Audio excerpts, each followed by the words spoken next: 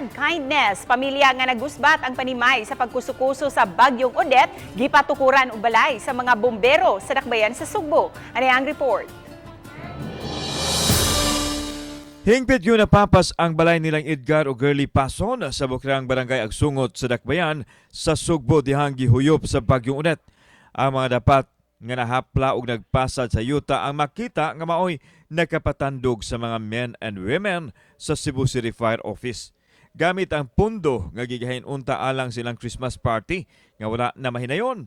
Maoy ilang gipamalit og mga housing materials aron mapatukuran og pinuy-anan ang naasoy pamilya.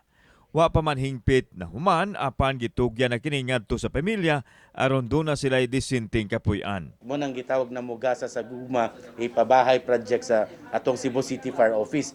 Mo nang napilian na to ang sa Talamban Fire Substation kay underman la ang barangay Agsungot.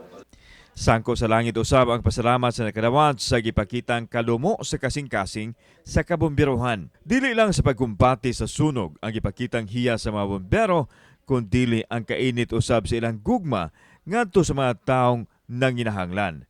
Sila ang nagmatuod sa hashtag Spread Kindness.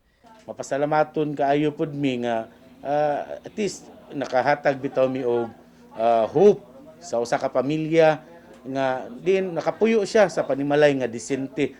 Kauban si Cleofer Lumayag og si Rod Paro, ako si Alan Domingo. Balitag Bisdak.